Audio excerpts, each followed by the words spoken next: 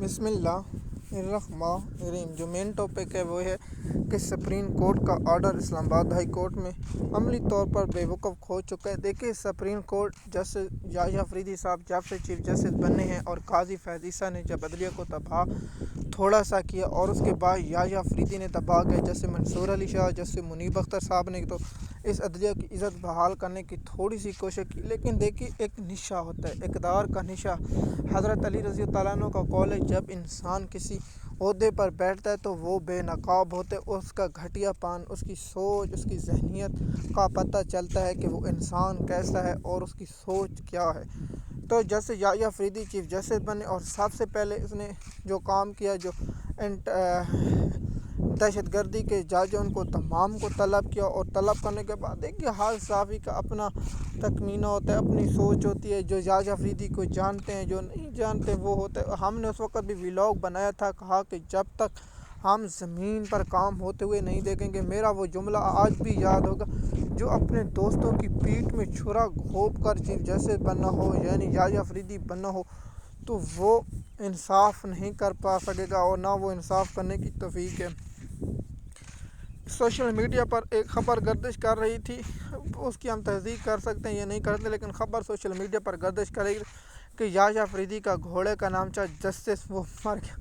اللہ پاک نے یحییٰ فریدی کو ایک اور موقع دیا کہ بھائی جس کا نام تم نے انصاف رکھا وہ بھی مر چکے، اب جیسے تو پولو کھیلتے۔ دیکھیے، قیامت کے دن لوگوں سے سوال ہوگا، ہاں یحییٰ فریدی بتا، تو نے انصاف کیوں نہیں کیا؟ یا اللہ، مجھ پہ پریشر تھا، مجھے تو نے تو آرمی چیف نہیں بنایا تھا، تو نے تو یہ میرا تو انہوں نون لیگ نے بنایا۔ دیکھیے، یہ سوالوں کے جواب دینے ہوں گے۔ دیکھیے، اللہ پاک نے قرآن پاک میں ارشاد فرمایا کہ اے ایمان والو، انصاف کرو۔ انصاف کرنے والوں کو اللہ تعالیٰ پسند کرتا ہے۔ تم کو اگر چیف جسٹس بن بھی چکے ہو تو تمہارا کام ہے انصاف کرو، ظلم اور ناانصافی کے ساتھ رکو، ورنہ ہوتا ہے چھوڑ دو، تمہارے پاس وکالت نامہ ہے، تم وکالت کر لو، تمہیں تو پہلے تم جج تھے، تمہارے پاس تو پیسوں کی کمی نہیں ہوگی۔ دیکھیے، چیف جسٹس بن جائیں گے، 3 سال بعد آپ ریٹائر ہو جائیں گے، آپ 2 سال ہونے والے، اگلے سال تم ریٹائر ہو جاؤ گے، تمہارے پاس آدھے سے کم ٹائم رہ گئے۔ مثال کے طور پر تمہارے پاس 14 ماہ رہ چکے ہیں، 14 ماہ کے بعد تم چیف جسٹس نہیں رہو گے، اور کیا تم کو آئینی عدالت میں لے کر جائیں گے؟ جواب ہے نہیں،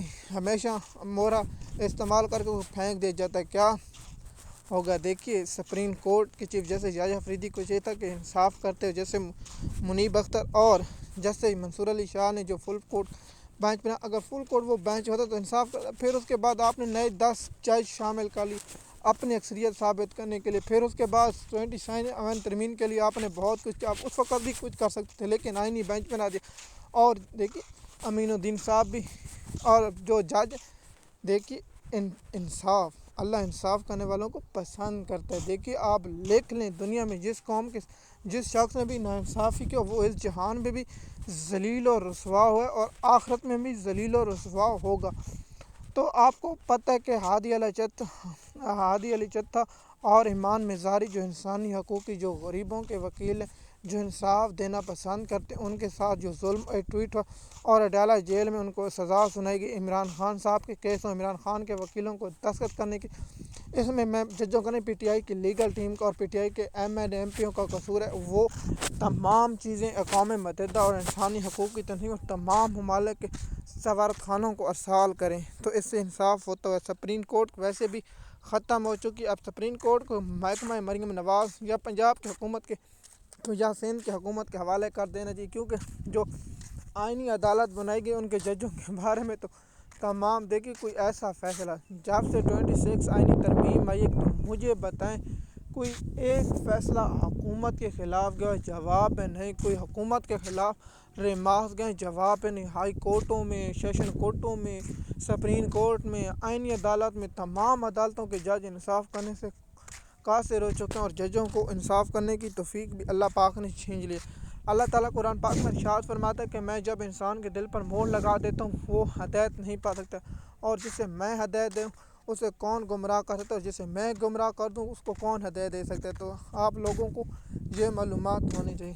تو پاکستان کی جو موجودہ اور سیاسی صورتحال ہے، آپ لوگ اس سے بہت خوبی واقعہ ہیں۔ تو سب سے پہلے یہ بات ہے کہ اسلام آباد ہائی کورٹ میں اب وہ بات نہیں رہی جو پہلے جسٹس اطہر امین اللہ صاحب کے دور میں ہوتی ہے، جیسے عامر فاروق کے دور میں تھوڑے سے لیکن آزاد جج تھے، جیسے اسحاق خان، جیسے سما رفت، جیسے اختر محسن کیانی، جیسے طارق محمود جہانگیری، جیسے بابر فروخ ستار۔ ان لوگوں کو آپ ٹرانسفر کر دیں، کسی کو لاہور، کسی کو سندھ، کسی کو پشاور۔